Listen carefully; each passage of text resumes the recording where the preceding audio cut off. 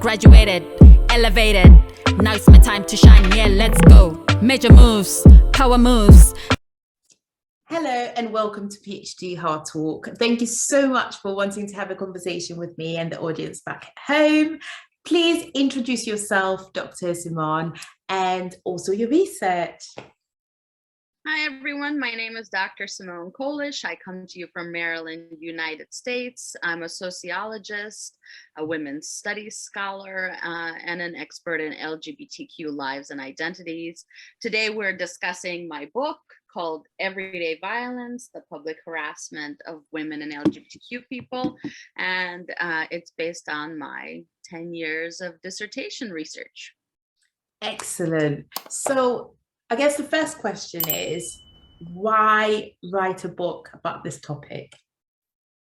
Well, initially it was a dissertation topic, but I realized as I went through graduate school that I wanted to be a public sociologist, one who talks to the public and disseminates their work for the public, and especially my students and others like them, their families and my friends who are not academics. And so I made a decision at some point to write the dissertation like a book. And I know everybody says they'll do that, but I actually did that and then turned it into a book shortly thereafter. So I just really wanted it to be disseminated for the public.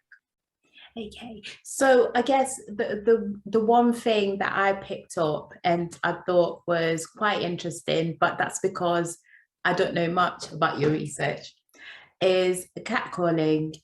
What is that, and what does that mean to your research? Because to me, I'm thinking catcalling, I'll think of a cat and I'm like, hi, come here.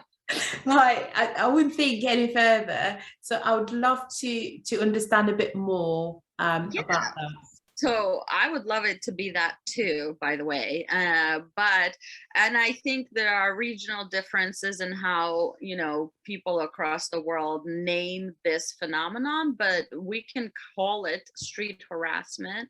In India, they call it eve teasing, whatever, right? So catcalling is specific to the US perhaps, but I'd like to define it as these instances of either nonverbal, verbal, interactions that are not solicited that generally women and LGBTQ folks experience in public spaces all over the world. So these exist on a spectrum, which is what I'm arguing, from real quick remarks to being followed and experiencing physical assault and rape.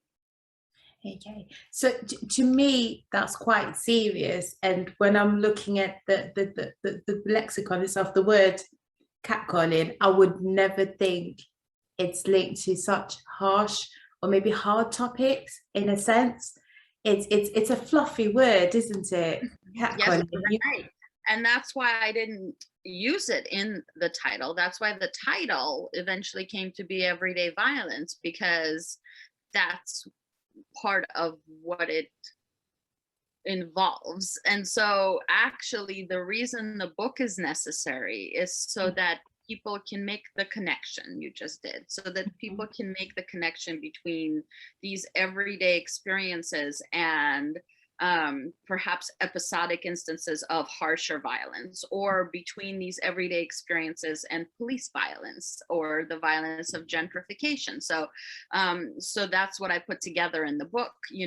How does it connect, and what does it mean when you've experienced it throughout your whole life? How does it accumulate for people, and how does it shape them? And then once you start to see the connections I mentioned, plus the cumulative impact on people, then it's easier to understand it as not so fluffy anymore. And I think the fluffiness actually is used by people to dismiss the very real and negative impacts of these practices.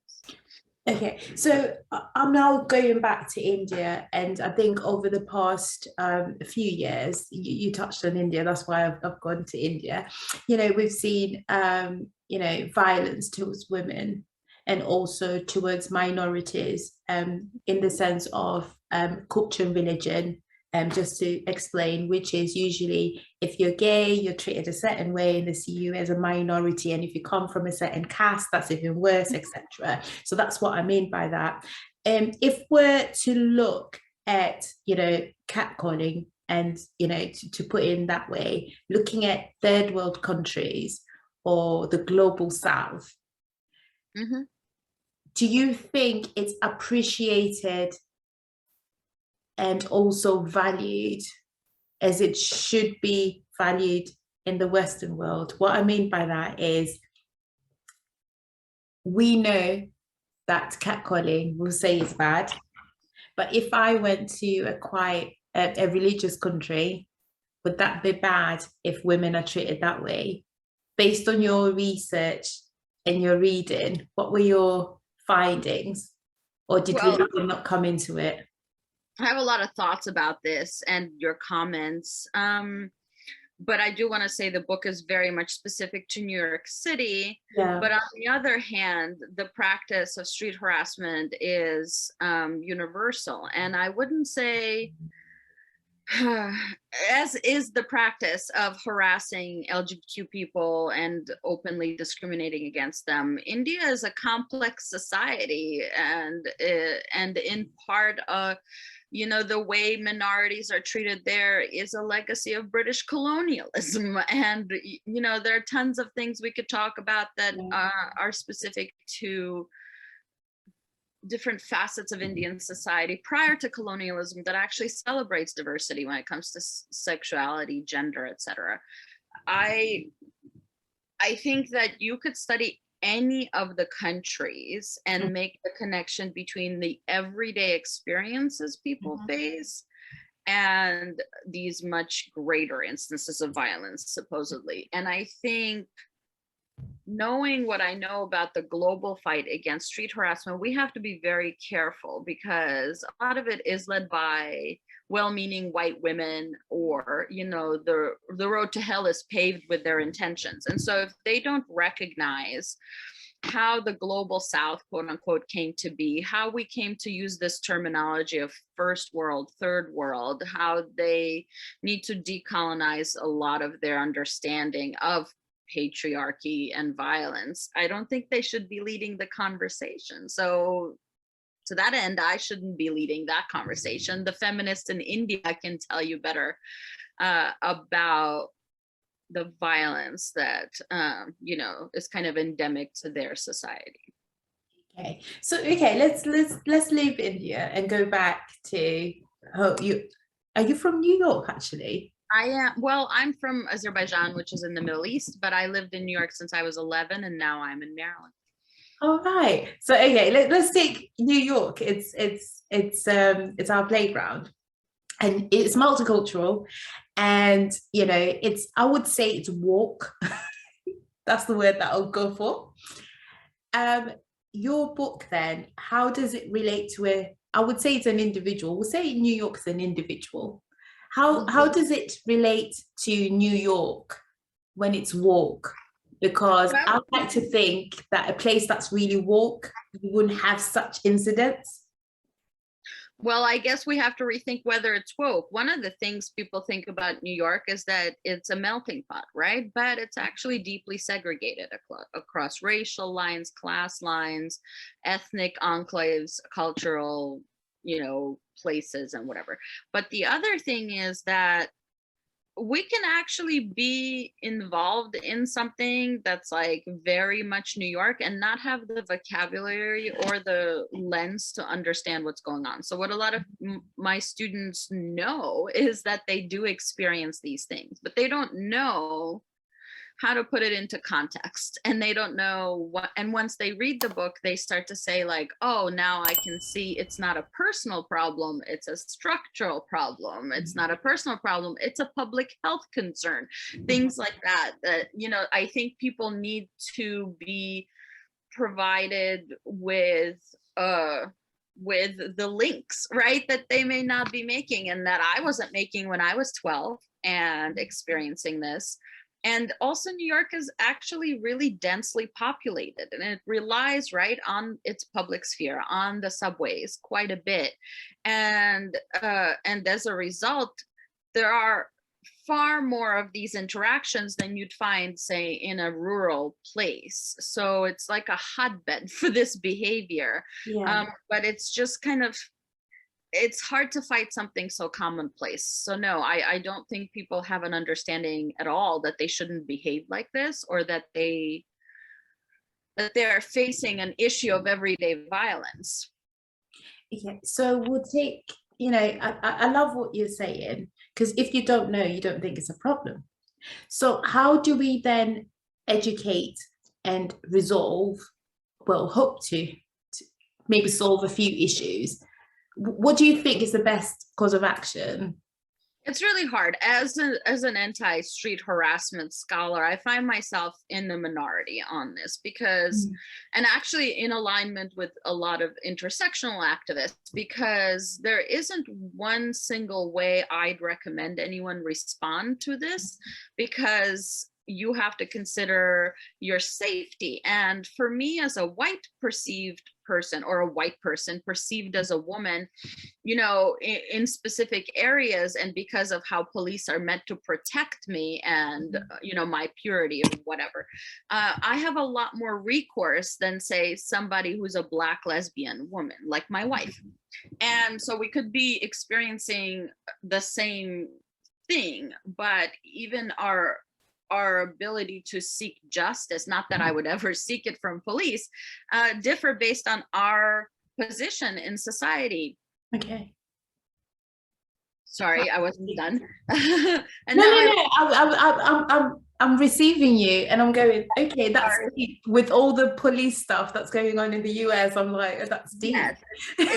These are not our allies. So in fact, the book ends with a tough conclusion, first about, how this is an example of violence, how violence exists on a spectrum, how many people aren't able to access justice around this because, in fact, these institutions are also violent.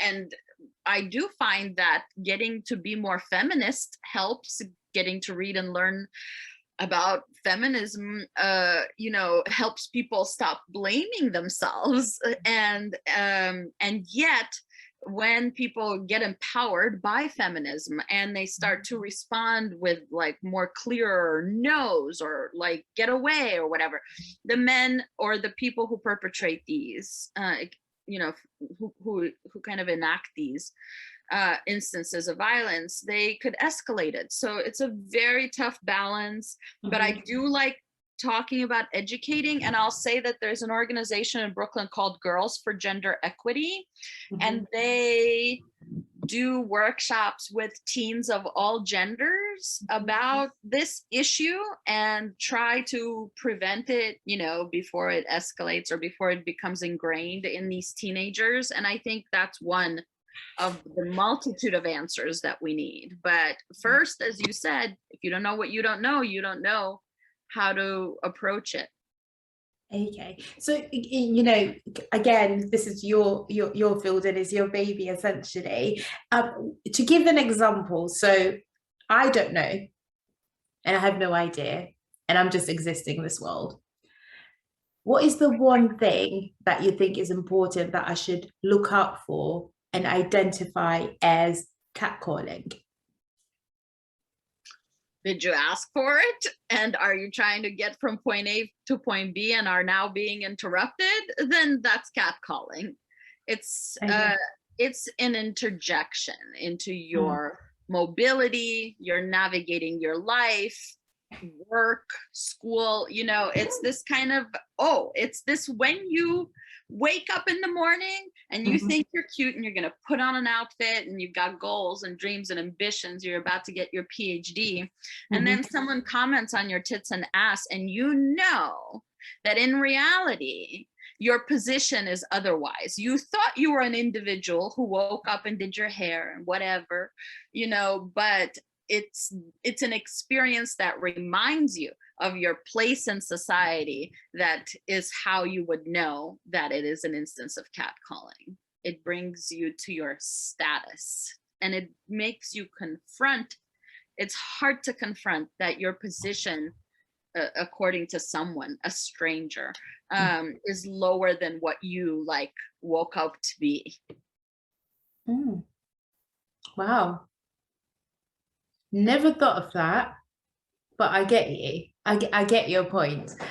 And I guess the next thing is, as we all know that, during the 80s, going back to feminism, as women, that's when we felt like, woohoo, we can do a lot of things. But now in the 2000s, there's this thing of being woke, and there's so much that's done on Twitter and like TikToks. People have movements to say this needs to be changed, and people will be behind that person, and we have a movement to ensure that there is change. However, our audience isn't always on Twitter, or they're usually on LinkedIn, maybe because they're more professional. How do we get our voices heard with those who sit at the top, because they are the policy writers, they're the ones to ensure change, current and future, short term and long term. So, for example, I'll take Biden. I don't know if he's got a Twitter and he actually tweets. I don't know if he's on TikTok, No, he is not.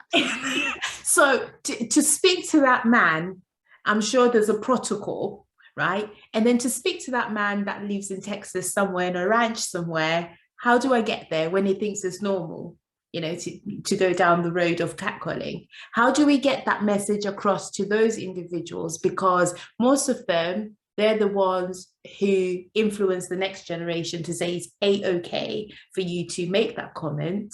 When the sons and daughters do see that behavior, they think it's normal from a psychologist's perspective. How do we enable that change when they live in the rural areas and yet they're sitting at the top of the businesses, or maybe the schools, the institutions, etc.?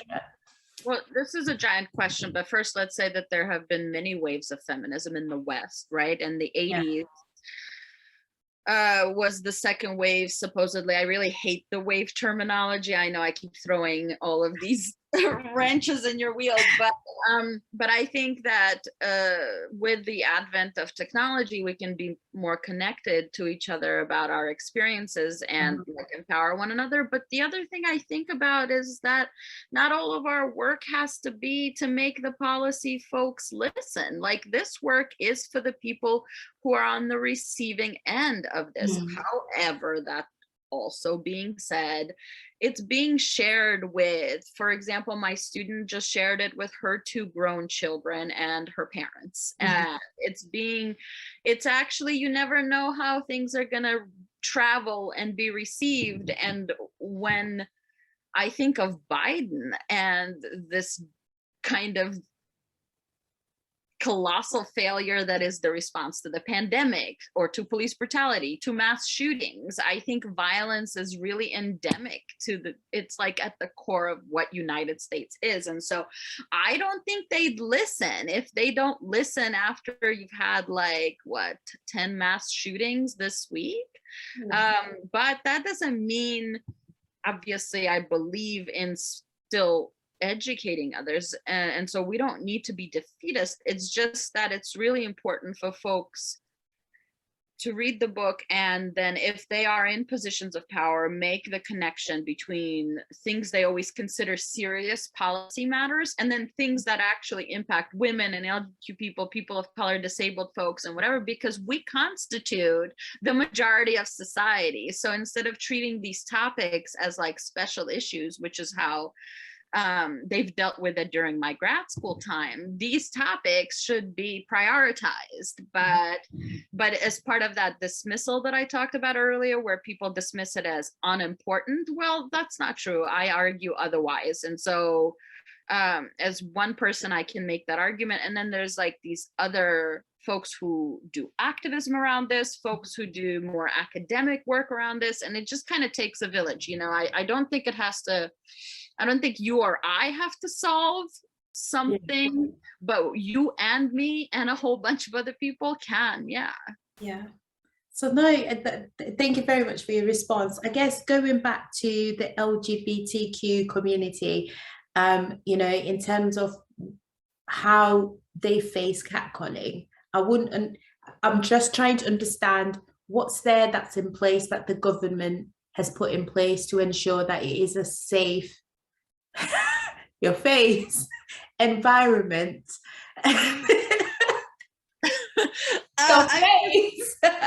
Really, the public sphere has both held a place for us, as we have been denied our homes, and abandoned. And so there's a lot there about queer politics and public sex and for whom and whatever.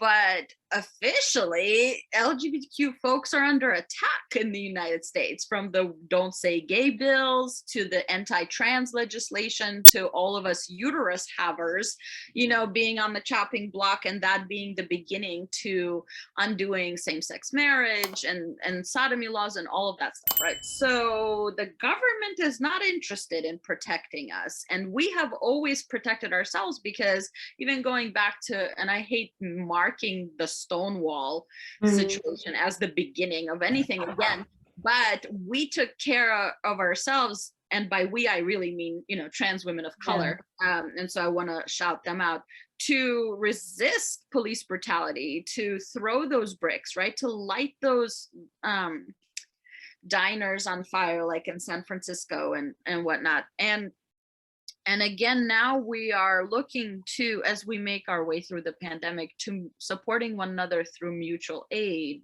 We are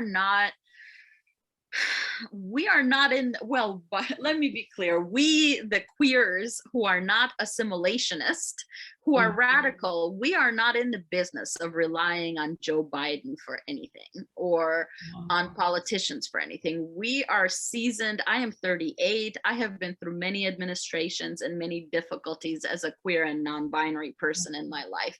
We are now the kind of middle-aged elders, right, for the new kids, and I find myself being that outspoken, loud lesbian that I used to think when I would look at lesbians, when I used to admire, and now I'm that person somehow. I don't know. And so I got to get brave. So I get braver every year to figure out how we can help one another. And so I, even in response to Roe v. Wade getting overturned, like, I am immediately thinking of doing all sorts of illegal things to make sure abortions are still a reality in this country. And I know what I gotta do to make sure that I help as many people as I can, but that has to be outside the system. Wow. That is, I guess, it's shocking to know that you live in a country essentially whereby that essentially you're not safe, that everything is against you, and yet you still persevere and you want to help, and you need help. Like that is admirable. I know, that's queer politics for you. That's radical queer politics. We actually celebrate who we are instead of apologizing, instead of begging for rights. We place the onus on the oppressor to explain to us why I have to wake up and think about my marriage getting dissolved, or my baby who I had to second parent adopt, or my wife had to rather second parent adopt her own child, like why I have to be on someone's chessboard as a family, like I would rather think about the impending climate crisis or some other, pressing issue, instead of wondering like like schools are going to hell with all of this taking out stuff around gender, sexuality, racism, right? Like, I mean, it's just absurd. Being an educator in this country, in addition to being gay and non-binary and like an immigrant, is a trip. But how do I, right, maintain like this sort of, it's not positivity, it's like spirit, right? It's like spite and it's anger and its joy and its intimacy. I always teach my students and everyone younger who's queer and trans like that. While everybody else makes PowerPoint presentations about how sad things are for us and how tragic this and legislation that, I talk about how amazing it is to be gay, how much I love being transgender, how great we are at parenting, at supporting each other, at taking in the queer youth that the straights will throw out because their love is conditional, but mine is not. And I sort of am inspired endlessly by many people, but Toni Morrison is definitely up there, top 3. And when she, if you hear her, when she used to talk about racism and people who are racist and how she held herself against that, you know, she would say, that's not on me. Like, I don't have a problem. And I know I'm morally superior to the people who want to separate me into colored only or this or that. I know I hold the moral high ground here. And so that's the thing you can't take away from us. We are on the right side of history.